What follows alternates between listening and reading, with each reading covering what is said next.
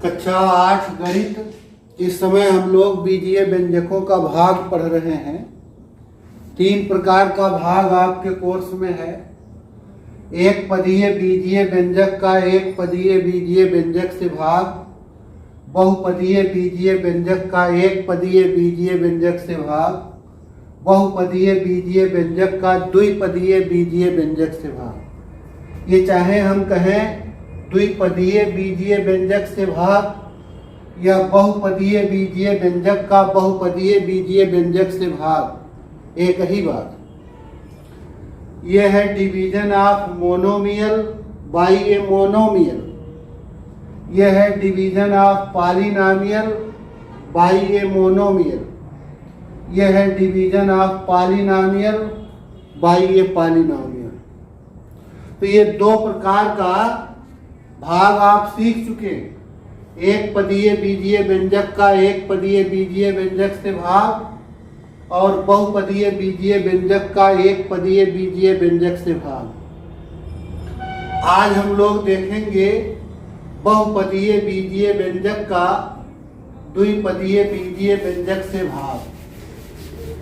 चाहे कहा जाए द्विपदीय बीजीय व्यंजक से भाग, चाहे कहा जाए बहुपदीय बीजीय व्यंजक से भाग, सेम प्रोसेस है, तरीका एक ही है।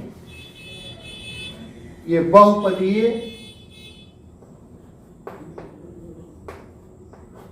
बीजीय व्यंजक का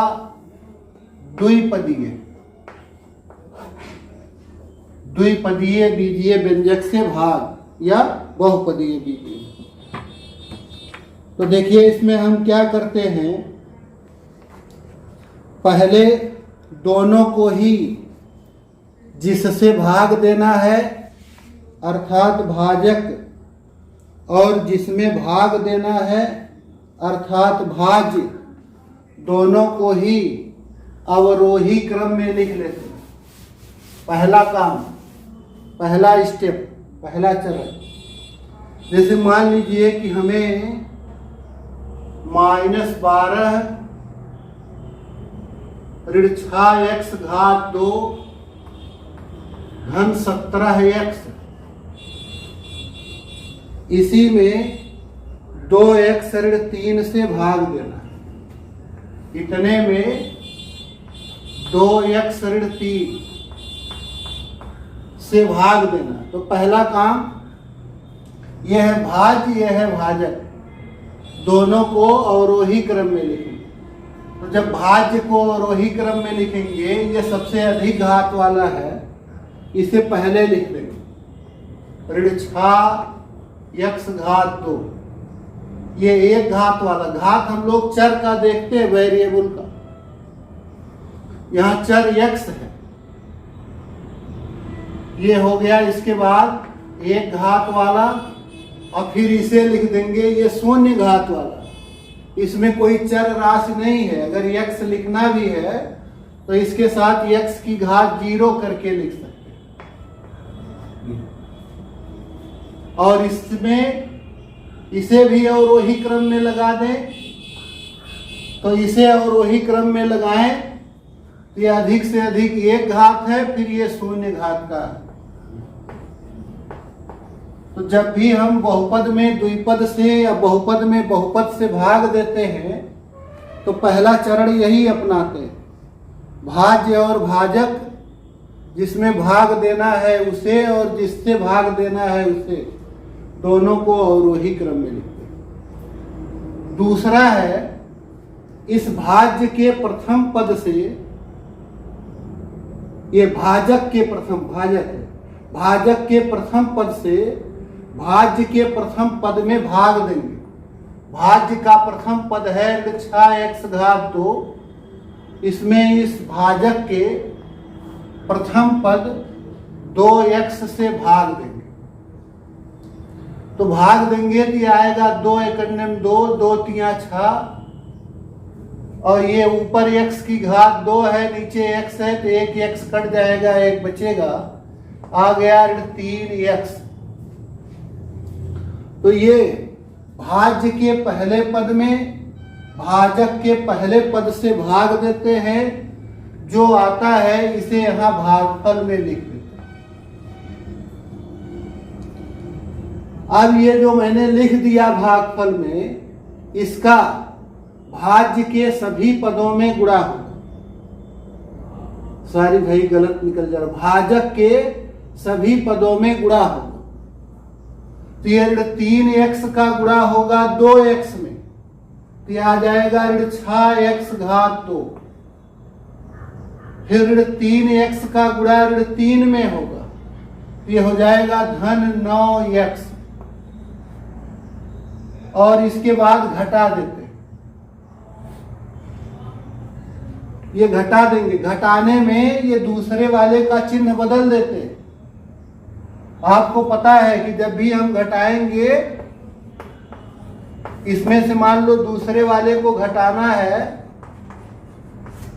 तो चूंकि घटाने के लिए ये ऋण चिन्ह है तो कोष्ठक के भीतर का चिन्ह बदल जाता है। अगर कोष्ठक के बाहर ऋण हो तो कोष्ठक हटाने पर कोष्ठक के भीतर का चिन्ह बदल जाता है। तो उसी आधार पर यहां भी, तो इस दूसरे वाले के चिन्हों को बदल देंगे। ये ऋण है तो हो जाएगा धन, ये धन है तो हो जाएगा ऋण। अब ये ऋण 6x घात 2 धन 6x घात 2 ये मिल करके शून्य हो जाए। ये धन 17x ऋण 9x ये हो जाएगा धन 8x। और ये हो गया ऋण 12, 8x ऋण 12। अब हमारा भाज्य ये हो गया, पहले भाज्य यह था। अब इस भाज्य के लिए भी वही नियम है जो पहले था। अब इस भाज्य के पहले पद में भाजक के पहले पद से भाग देंगे। भाज्य का पहला पद है 8x और भाजक का पहला पद है 2x। ये हो गया 2 एकड़ 2, 2 चौक 8। x से x कट गया तो ये आ गया 4 धन 4 है। यहां हम लोग भागफल में धन 4 लिखें। अब इस 4 से, धन 4 से इस भाज्य के सभी पदों में गुणा करें तो धन 4 का 2x में गुणा तो धन 8x। धन 4 का ऋण 3 में गुणा ऋण 12। फिर घटाएंगे चिन्ह बदल कर, तो ये धन है, नहीं कुछ लिखा, इसका अर्थ है धन। ये हो गया ऋण, और ये जो ऋण है ये हो गया धन। तो ये धन 8x ऋण 8x ये मिल करके हो जाएगा शून्य। इसी तरह से ये ऋण 12 और धन 12 ये भी मिल करके हो जाएगा शून्य। तो ये आ गया शेषफल शून्य। इस तरह देखिए, जिस भाज्य को हम लोग लेते हैं, हो सकता है ये भाज्य इस भाजक से पूर्णतः विभाज्य हो तो ये शेषफल शून्य आ जाए। हो सकता है कि यह भाज्य भाजक से पूर्णतः विभाज्य ना हो, तब शेषफल शून्य नहीं आए। आपने सीखा है भाज्य, भाजक, भागफल और शेषफल में एक संबंध होता है। ये भाज्य बराबर भाजक गुणे भागफल धन शेषफल।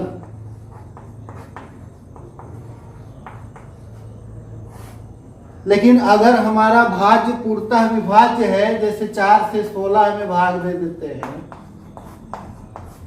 तो उस समय खाली इतना ही लिखा जाता है कि भाज्य बराबर भाजक गुणे भागफल, ये शेषफल वाला हिस्सा शून्य। तो इस समय जब हमारा भाज्य भाजक से पूरी तरह से विभाज्य होता है तो भाज्य बराबर होता है भाजक गुणे भागफल। और इस समय ये हमारे भाज्य का ये दोनों गुणनखंड हो जाते हैं। ये भाज्य यहाँ है ऋण 6x घात 2 धन 17x ऋण 12। भाजक हो गया 2x ऋण 3 और भागफल हो गया ऋण 3x धन 4। तो इस भाज्य के ये दोनों गुणनखंड हो जाते हैं। यदि भाज्य भाजक से पूरी तरह विभाज्य होता है, उस समय भाज्य बराबर होता है भाजक गुणे भागफल। उस समय ये भाजक और भागफल भाजक और भागफल दोनों ही इस भाज्य के गुणनखंड होते हैं। इस भाज्य के दो गुणनखंड हो गए, एक गुणनखंड 2x-3, एक गुणनखंड 3x-4। अब एक और उदाहरण ले लेते हैं कि यदि हमारा भाज्य भाजक से पूरी तरह विभाज्य नहीं है तो हम यह निष्कर्ष पर पहुंचते हैं, इस निष्कर्ष पर पहुंचते हैं कि जो शेषफल हो वो भाजक से कम घात का हो। अगर हम 3 घातीय पद ले लिए हैं भाजक को, ये तो जिसमें भी भाग दे तब तक भाग की क्रिया करते रहते जब तक ये शेषफल इस भाजक से कम घात का हो जाए। ये 3 घात का है तो हम जब 2 घात का होगा तब छोड़ देंगे भाग की क्रिया। यदि 2 घात का है हमारा भाजक तो शेषफल बचना चाहिए 1 घात का। 1 घात का है भाजक तो शेषफल बचना चाहिए 0 घात का। तो या तो शेषफल 0 होगा, और यदि शेषफल 0 नहीं होगा, कब नहीं 0 होगा?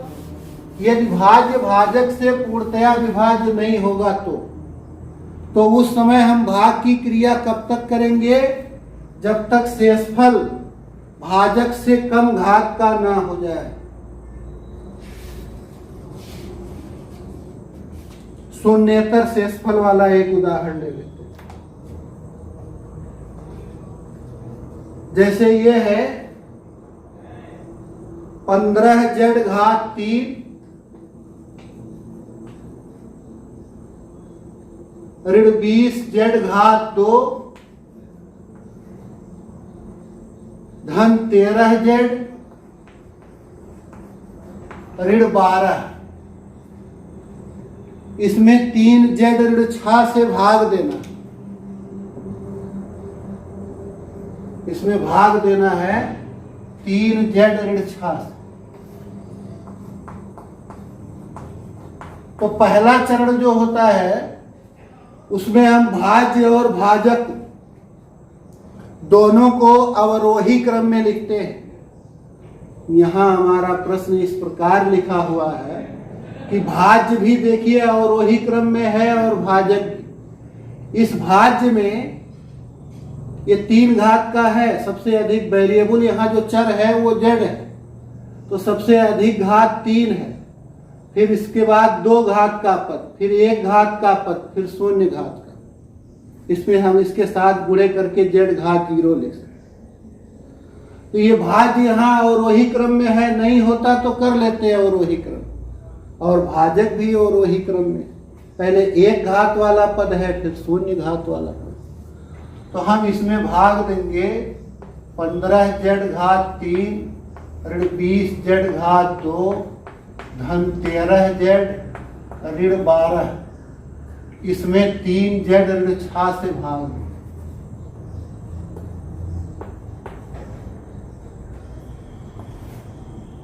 क्या करते हैं? इस भाज्य के पहले पद में, पहला पद है 15z-3, भाजक के पहले पद से भाग देते।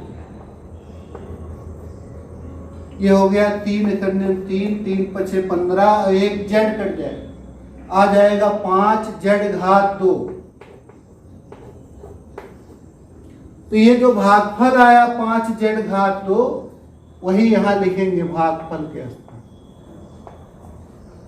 अब इस 5z-2 से इस भाजक के सभी पदों में गुणा करें। तो पहले 5z-2 से 3z में गुणा होगा, तो ये हो जाएगा 15z-3। फिर इस 5z-2 से ऋण 6 में गुणा होगा, तो ये हो जाएगा ऋण 30z-2। फिर इसका चिन्ह बदल करके घटाते, ये धन है तो हो जाएगा ऋण, ये ऋण है तो हो जाएगा धन। अब ये धन 15z-3 ऋण 15z-3 ये दोनों मिल करके हो जाएगा 0। ऋण 20z-2 धन 30 जेड घात 2, तो ऋण 20 धन 30, ये हो जाएगा धन 10 जेड घात 2। इनको भी यही उतार लेते हैं, लिख लेते हैं बगल में, धन 13 जेड ऋण 12। घटाने के बाद भाज्य के शेष पदों को आगे लिख देते हैं।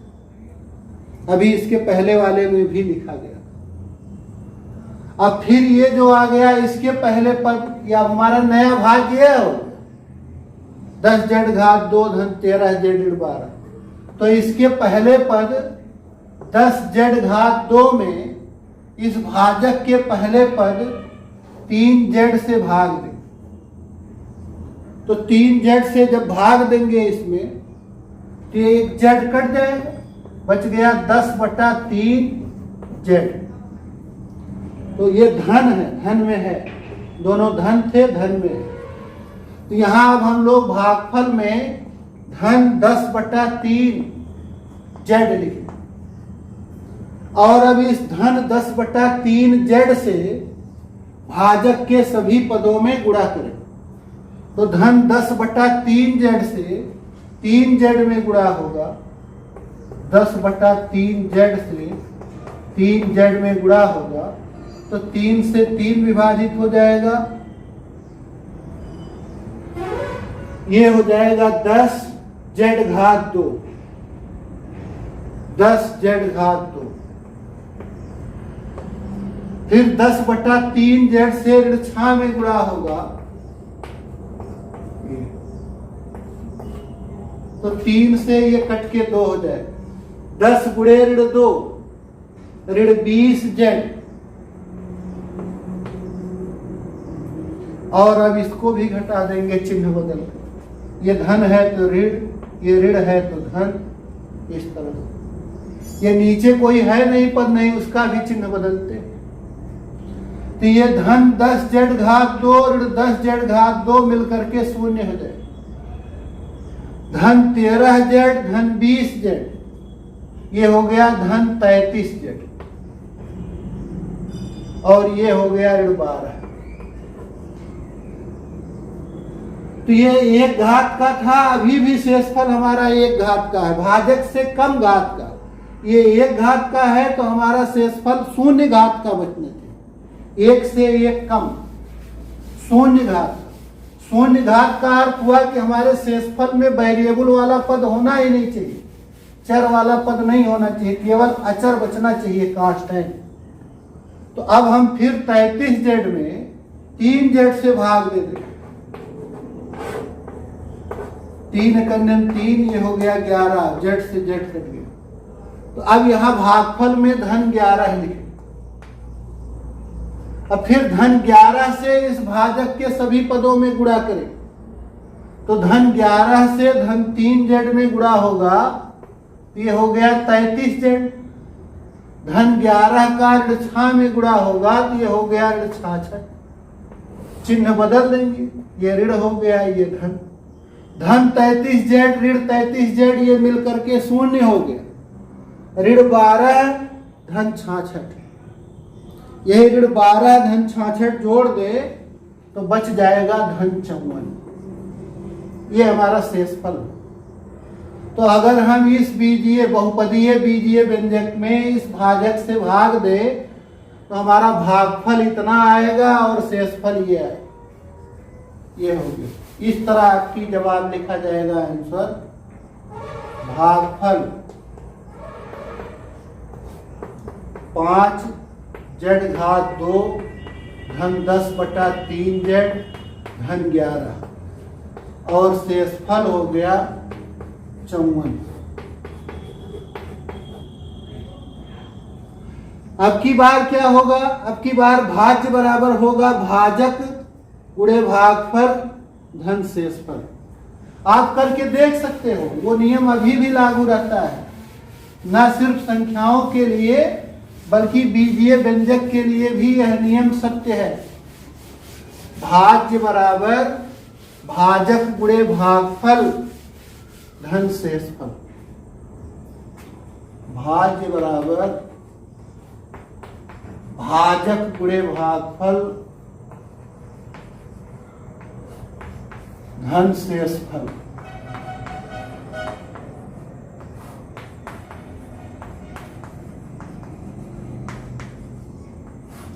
तो इस प्रकार बहुपदीय बीजीय व्यंजक में यद्यपि हम लोगों का उदाहरण द्विपदीय बीजीय व्यंजक से भाग था, परंतु जैसे द्विपदीय बीजीय व्यंजक से भाग देते हैं सेम ऐसे बहुपदीय यानी त्रिपदीय बीजीय व्यंजक से भाग, चार पदीय बीजीय व्यंजक से भाग। तो यह है बहुपदीय बीजीय व्यंजक में बहुपदीय बीजीय व्यंजक से भाग।